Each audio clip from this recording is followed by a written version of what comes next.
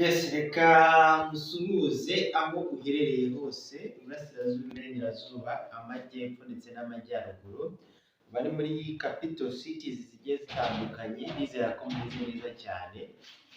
Nitwa Saduda Murazi, cyangwa se unyite uko ushaka, ariko Nyagasani yanyise izina rimwe gusa, anyita umwana wayo. Mu by'ukuri ndashimira buri umwe wese udahwema gukurikira iyi channel yacu ari nayo yanyu, ubuhanuzi bushya, kandi ndizera ko wakoze na subscribe ugakora na share kugira ngo tujye dukomeza tubane umunsi ku munsi.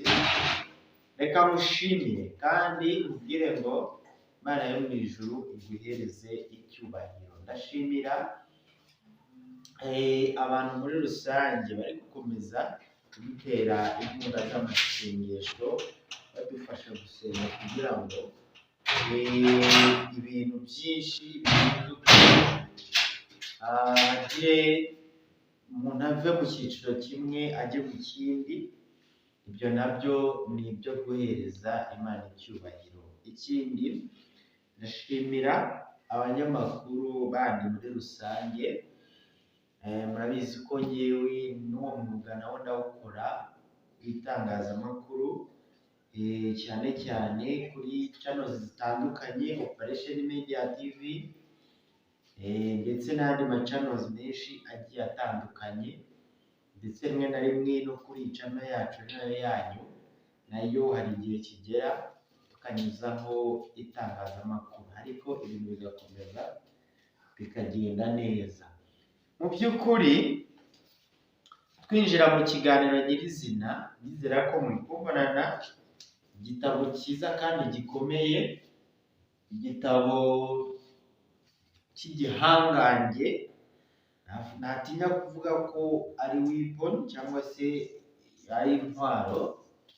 Iyi ni intwaro umuntu aho agenda aba agomba kugendana, ibyo akora agomba kuba afite iyi ntwaro y'igitangaza, kandi ikaba ari intwaro ikomeye. So ntabwo izi ari intwaro z'ibyuma zikorwa muri mercury, zikorwa muri diamond, zikorwa muri zaki zigiye zitandukanye. Oya, ntabwo ari zikorwa muri silver aluminium. Oya, ntabwo ari zikorwa muri timba n'ibiki. Oya, iyi ni intwaro iruta cyangwa se irenze ibyo byose. So wenda twihuta cyangwa se twinjira mu kiganiro vuba, turanyarukira muri Matayo ibice 5 umurongo wa 3. Haravuga ngo hahirwa abakene mu mitima yabo, kuko ubwami bwo mu ijuru ari ubwabo. Hahirwa abashavura, kuko ari bo bazahozwa. Hahirwa abagwaneza, kuko ari bo bazahabwa isi. Hahirwa abafite inzara n'inyota byo gukiranuka, kuko ari bo bazahazwa. Hahirwa abanyambabazi, kuko ari bo bazazigirirwa. Hahirwa ab'imitima iboneye, kuko ari bo bazabona Imana. Hahirwa abakiranura, kuko ari bo bazitwa abana b'Imana. Hahirwa, hahirwa, hahirwa, hahirwa. Ni ukuvuga ngo tukivuga iki kintu ngo hahirwa, reka wenda ngire icyo nsobanuraho gatoya. Murabizi ko umuririmbyi ari we wabivuze neza ati nahawe ubugingo buhoraho bwose. Nahawe ubugingo buhoraho bwose, nahawe. Nta handi burya umuririmbyi ajya ahimba cyangwa se ajya aterura interuro yo kuririmba akayishyira aho ngaho afite impamvu, afite ikintu. Iyo nibutse nyakwigendera Theogene niwe wabivuze ati kera nari inzahare, ariko ubu ngubu ndi inzahuke. So nanjye iyo nibutse ko sinabyita inzahare ahubwo nabyita inzahazabugingo. Kera njye niko nari mbizi. Inzahazabugingo, murabizi ko ubugingo ni umutima w'umuntu. Burya urakica umubiri, urakatobora amatwi, urakashyiraho imisatsi, urakagira gute, urakashyiraho amatatuwaje n'ibiki byose, ukica umubiri. Ariko burya iyo ugiye kwica ubugingo, iyo ugiye kwica umutima, abantu nibo babivuga neza bati burya umuntu ntabwo ari uburebure, umuntu ntabwo ari igihagararo, umuntu si isura nziza, umuntu si iki, umuntu nyamuntu ni umutima we. Iyo umutima wawe wishe, ukavuga ni njyewe nari inzaharabugingo cyangwa se inzahazabugingo, nari wa muntu utagirwa inama ngo yumve, nari wa muntu wumva ko ibyanjye byose ari ukujya imihanda, nkirirwa imihanda, ewana nkavuga umuswita, nkavuga ibiki, nkagutuka kuri mama wawe, nkagira gute, murabizi abantu mwankurikiranye, nkambara imyenda y'abagore n'abakobwa, nkajya mu mihanda, nkirirwa imihanda tu, nkazenguruka imihanda. Ariko ubu ngubu ndizera ko yaba njye yaba wowe tumaze gusobanukirwa Imana, tumaze gusobanukirwa ko Imana ikora, Imana iriho, Imana kandi izahoraho. Ndizera ko icyo kintu kiri kumvikana neza. Nari wa muntu. Ariko Bibiliya iratubwiye ngo hahirwa abakene mu mitima yabo, hahirwa. Nahawe ubugingo buhoraho rwose. Ikintu turiho dusobanura ubu ntabwo ari ukuvuga ngo wowe umva Bibiliya, umva ibyanditse muri Bibiliya, ubikore, ubigendereho. Burya zamuka, va mu buzahare uzahuke, va mu bupfu, va mu bupfapfa. Mu migani bitubwira ngo umunyabwenge akora iby'ubwenge, umupfapfa agakora iby'ubuswa, iby'ubuki bwose. Kandi bikanatubwira ngo mbere na mbere hariho ijambo, kandi uwo jambo yahoranye n'Imana, kandi uwo jambo yari Imana. Hahirwa.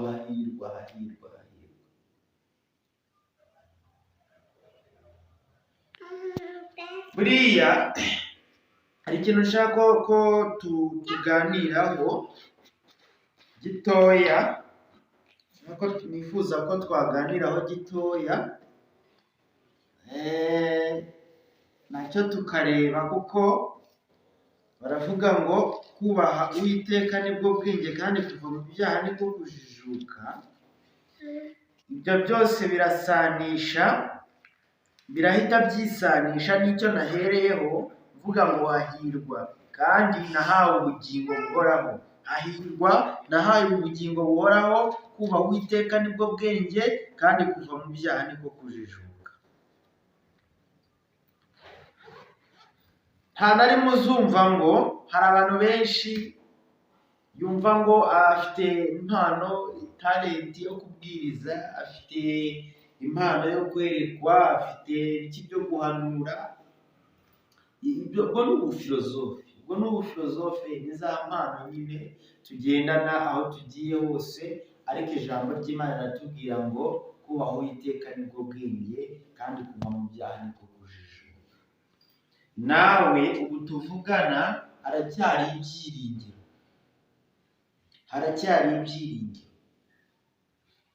Tujya tubona iyi si yose yarahindutse, abantu, isi yobowe n'abantu, isi hari ibihinduka, hari iby'Imana yaremye ibyaremwe by'Imana.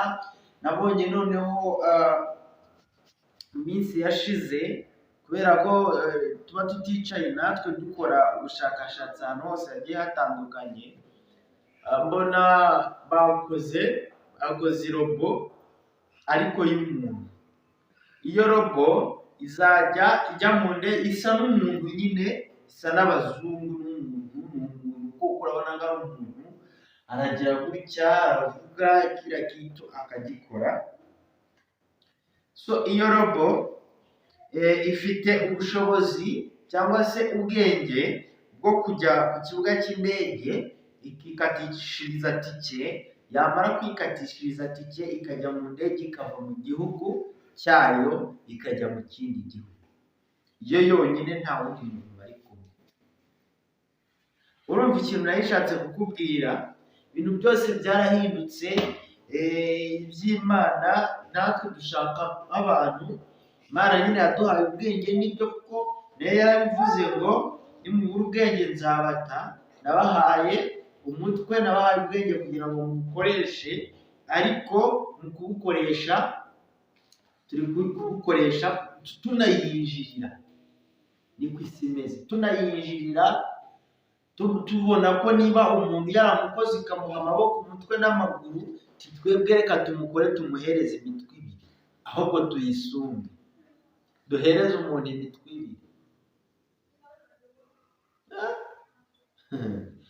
So ntabwo biba byoroshye, ubwo ni ubwenge bw'isi, ariko nyine ni ubwenge bw'abanyabwenge b'isi, ibyo ni iby'isi.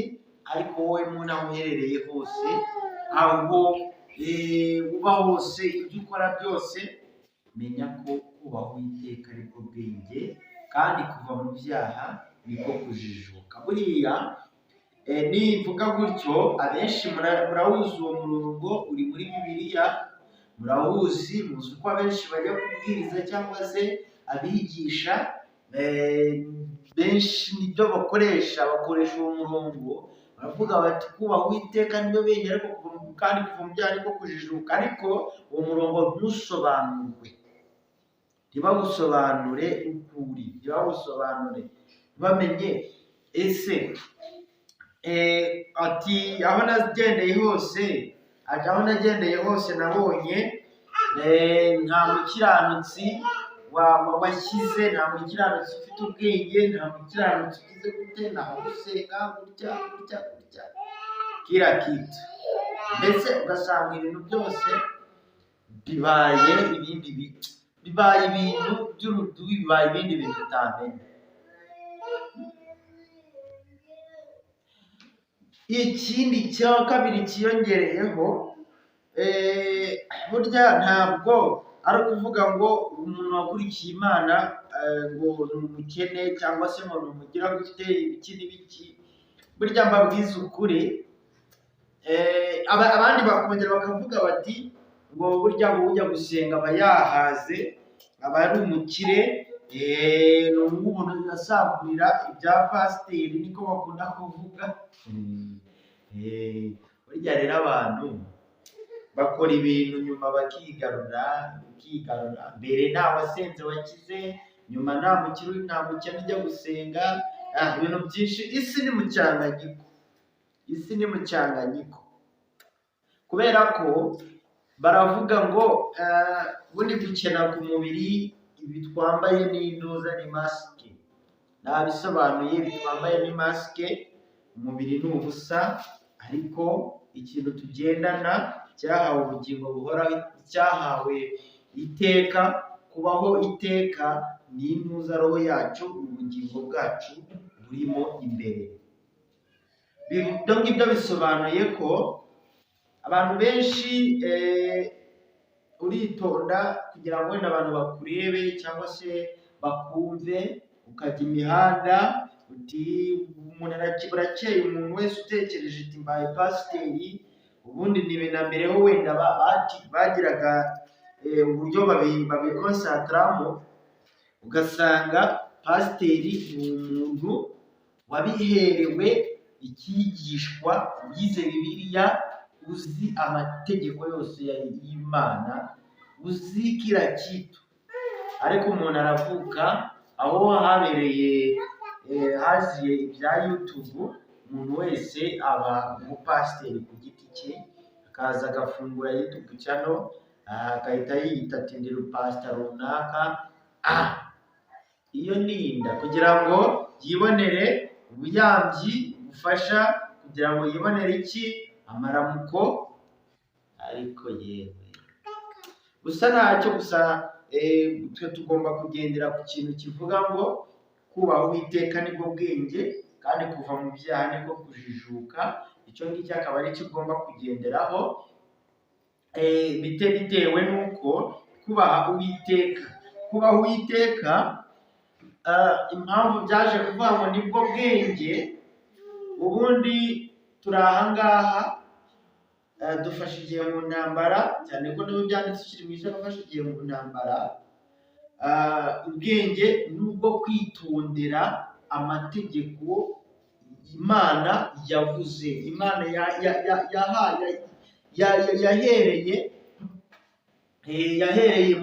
yahaye Mose amategeko 10.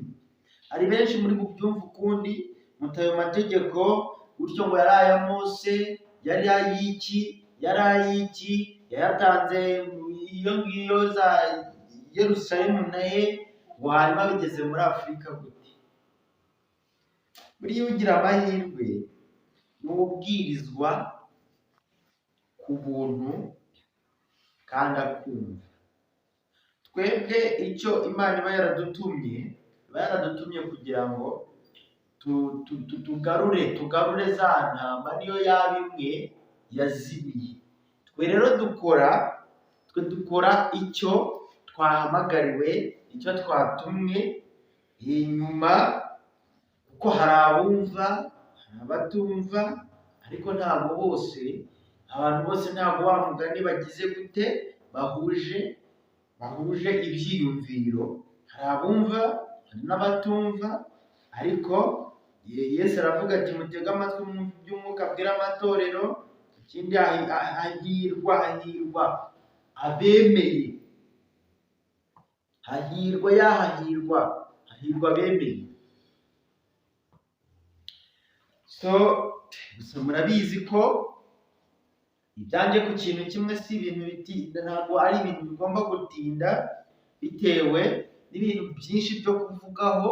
Gusa uyu mwanya ikintu ngiye mubwiye, fata ijambo rimwe ngiye mubwiye rivuga ngo hahirwa. Ikindi cya kabiri, umenye ko kubaha Uwiteka aribwo bwenge, kandi kuva mu byaha aribwo kujijuka. Ikindi cya gatatu, haracyari ibyiringiro. Nta kintu uraba, haracyari ibyiringiro. Urava mu mubiri, uracyari muzima. Niyo wava mu mubiri, jya ubuka kubanza kwihana, kugira ngo Imana yo mu ijuru iguhe imbabazi, kuko Imana yanga umunyabyaha, kuko icyo yanga ni icyaha. Reka nongere bashimire cyane kuba mwamurikiye kuri iki cyigishwa nabanje kubaha, bitewe n'iyi channel. Ntabwo wajya ukore ama operations utabanje gusuhuza abadukurikira kuri ino channel. Uba ugomba kubasuhuza, kubaganiriza, hanyuma ukabona ukajya mu ma operations. Ubwo let me first back to my final job. Murabizi ko ngewe ibyo nikorera, ibyo nibereyemo bya operations, makuru abagenda avugwa hirya no hino, uko agenda acicikana hirya no hino, cyane cyane ku bantu bumva ururimi rw'Ikinyarwanda, kugira ngo tumenye, yaba muri gospel, yaba muri za Christianity, yaba muri za politics, yaba muri imyidagaduro entertainments, uko amakuru agenda avugwa cyangwa se uko agenda acicikana hirya no hino. Ndabanza mbere ku gitaramo cy'umuhanzi Ama G The Black. Ama G The Black yaraye akoze igitaramo cy'amateka igitaramo gishimishije, igitaramo cyashimishije abantu. Abenshi bari kuvuga bati igitaramo cya Ama-G The Black kubera ko cyajemo umupfumu Sarongo cyangwa se umuvuzi gakondo Sarongo, ati niwe waba wakiraguriye kugira ngo igitaramo cye gikunde kigende neza, cyangwa se igitaramo cye kibone abakijemo benshi cyane. So igitaramo cya Ama-G The Black babajije, hari abanyamakuru bagiye batandukanye bagiye babaza abatumirwa baje muri icyo gitaramo, bagera kuri Sarongo baramubaza bati ese Sarongo ko umenyerewe nk'umupfumu, umuvuzi gakondo, umuraguzi, umucuraguzi n'ibindi byose, ati Sarongo ese waba waje muri iki gitaramo kugira ngo ucuragurire cyangwa se uragurire Ama-G The Black abone ayo yashoye agaruke? Sarongo ati nge ntabwo ndi umupfumu w'Ama-G The Black, ndi umupfumu w'Abanyarwanda. Ngo ndi umupfumu w'Abanyarwandakazi. Ubwo aho turi twumve ko dufite n'umupfumu uzadupfumurira igihe bitari kugenda neza. N'ibintu byari bisekeje cyane, byari bisekeje. Nyuma baje kubaza Ndimbati, umubaza kuko nawe afite festivale cyangwa festival ari gutegura, baramubaza batese ko utari kutugaragariza cyangwa se utari gupfundura ako gapfundikiye. Aravuga ati ibintu ni ibyanjye, ubwo ngewe ku munsi nzabipfundurira, ubwo ngubwo niwe tugomba gutegereza. Mu by'ukuri twaje no kongera twegera igitaramo cyari harimo na Bruce Melody, kandi Bruce Melody yabashije guperforminga mu masaha makeya yahagereye, yaperforminze ubwo za ndirimbo nkeya yaperforminze, ariko babonye ko Bruce Melody yuriye kuri stage abafana bose bagahaguruka. Ubwo ahari wenda abenshi bari baje kureba Bruce Melody, gusa Bruce Melody nawe yaje kubazwa utuntu twinshi tujyanye no kuri icyo gitaramo. Aravuga ati ngo ntiyahembwe, ahubwo ngo yaje gufasha umukozi mugenzi we cyangwa se umuvandimwe we kugira ngo igitaramo kigende neza. Twihuse gatoya, hari inkuru tumaze iminsi tubona yanyuze yacicikanye ku mbuga nkoranyambaga, ibiba biri kuduteganiza ariko murihangana. Yacicikanye ku mbuga nkoranyambaga ivuga ko hari mu murenge wa Gisozi habereye ibishya ibitangaza, aho hari hagiye gusezerana umusore ndetse n'inkumi, ariko nyuma twaje gusanga ari umugabo n'umugore, kuko bari bamaze kubyarana umwana ndetse n'umugore atwite inda. Ubwo ariko uwo musore akaba yarateye undi mugore inda ku ruhande akihakana umwana. Ikibazo cyaje kuvuka, gitifu yageze mu kwakira ibibazo bituma ubukwe bushobora guhagarara. Nibwo umugabo yavuze ati nako umugore yamanitse urutoki aravuga ati ndahari. Bamuha mikoro cyangwa se bamuha ijambo, aravuga ati njyewe runaka yanteye inda, amaze kuntera arayihakana. Amaze kuyihakana umwana agera mu myaka 10 nta buyanzi mbona cyangwa se nta bufasha bwiwe mbona. Nibwo umusore bamuhamagaye ngo yisobanure, ayihakana ku mugaragaro, avuga ati na n'ubu ibyo navuze ndacyabivuga, ntabwo namuteye inda. Ati ndarengana, ndabeshyerwa, ndagira gute, kandi yagiye kundega, yagiye kugira gute, ibintu byinshi. Abantu bavuza induru ngo barasa bagira gute, nk'uko mwakomeje kugira mubona ku mavideo yagiye atandukanye. Hanyuma umugabo tifu yabyanzuye avuga ko nta tegeko, nta kintu na kimwe gihari aho ngaho cyabuza abasezerana gusezerana, ahubwo ubwo nabwo yavuze ngo ahubwo yabivuze ari uko abaturage bose bahise bahaguruka baravuza induru, bavuza akamu bati ntibibaho, agomba abanze yandikisha umwana mu irangamimerere ubundi arahire.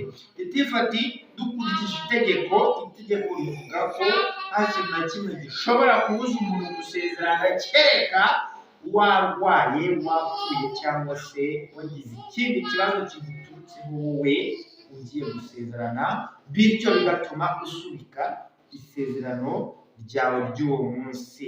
Ati bityo rero bagomba gusezerana, ahubwo inama twagira umugore ni yuko nyuma y'aho ngaho yo gusezerana agomba kujyana ikirego cyo mu rukiko, ndetse bakamwandikira bakamushyikiriza RIB, hanyuma RIB ikaza igakurikirana icyo kibazo cy'umwana, umwana agahabwa uburenganzira.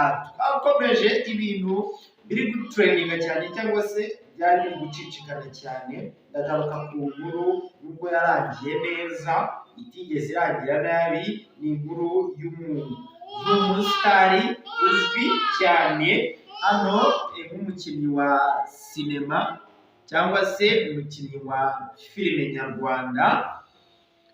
Aragira ati ni umukinnyi witwa Bahavu Jeannette cyangwa se Jeneti, wakunzwe ari mushiki wa Nick muri Steaming, akina mu manga series n'ahandi, cyane ko Bahavu Jeannette wamamaye gutyo yagaragaye ngo yafashe cyangwa se yahawe igihembo cya award, ndetse n'imodokari bari guharanira cyangwa guhatanira ari abasitafu batandukanye b'abakinnyi ba filime, harimo ba Clapton, Kibonke, babamenya bandi bati n'abandi bari kuyiharanira. Ni Bahavu wayitsindiye. Ibyo byabaye amahane cyane, amakimbirane akomeye. Bavuga ko Bahavu Jeannette yaba yaratanze amafaranga kugira ngo bamuhe iyo modokari. Ubwo ibyo bimaze kurangira, Bahavu Jeannette abantu bakomeje gutangaza ibintu bigiye bitandukanye, bavuga ngo Bahavu Jeannette yaba ari utunze umugabo, yaba ari we mugabo mu rugo, yaba akubita umugore, nako yaba akubita umugabo we, ibintu by'amahano. Nyuma rero inkuru nari mbazaniye aka kanya ntabwo ari iyo, ahubwo inkuru ni yuko Bahavu Jeannette yagaragaye ku kibuga cy'indege ari gusomana cyangwa gusomagurana n'umunyamahanga wari uvuye hanze amuzaniye impano. Bityo byatangaje abantu benshi cyane bakurikira YouTube, bari kwibaza bati ese Bahavu Jeannette koko ibyo bimuvugwaho ko yaba ari we mugabo mu rugo nibyo cyangwa sibyo, bimeze gute? Cyane ko tumubonye ari gusomagurana n'abantu ku kibuga cy'indege, akaba ari ibintu bitameze neza cyane. Naje kuba ndi inbox nari hano ku murongo, mpamagara umunyamakuru umwe hano mu Rwanda, ndamuhamagara ndamubaza nti ese izi nkuru ziri kugenda zivugwa ko Bahavu yaba afitanye urugendo n'uwo muntu wo hanze, ko wenda mu minsi mikeya nanasubirayo bazasubirana, zaba arizo koko bazajyanayo, zaba arizo koko? Kubera ko nirinze kuyivuga, bavuze ko ngo nasubirayo ngo bashobora no gusubiranayo. Ngo kandi Bahavu murabizi afite umugabo umeze nk'umusore ukuntu, muramuzi, wirabura. Ababonye iriya modokari ayifata, uriya mugabo bari kumwe niwe mugabo wa Bahavu Jeannette, ni nawe wamubujije gukomeza gukina City Made, ubundi bahita bakitinga role ya nyuma, bamuha role ya nyuma bavuga ko Bahavu Jeannette yaba yapfuye muri City Made. Nibwo yahise ayivamo rero ajya gutangira filime ye yitwa Impanga series. Ubwo ngubwo abenshi baravuga bati ni umugabo wimukuyemo n'iki, ariko amakuru ariho n'ayuko Bahavu ari we mugabo wo mu rugo, kandi bivugwa ko uyu muntu waturutse hanze ngo nasubirayo azajyana na Bahavu. Ubwo ndizera ko mwumva ibyo mwumvishe, nawe urumva niba bazasura nayo bagiye gukorana ibiki nawe urabyumva. Ntabwo ngomba kuvuga ibintu byinshi, ntabwo ari umwanya wo kuvuga ibintu byinshi, gusa icyo mwisabira ni ugukora subscribe, ugakomeza ukaduha subscribe ku buhanuzi bushya, kugira ngo tujye dukomeza tubane umunsi ku munsi. Nitwa Sadunda nk'ibisanzwe, ndadunda iminsi ikicuma, nta kundi nabigenza, niko nisanze. Imana ibahereze umugisha, ndabakunda cyane. Ciao ciao.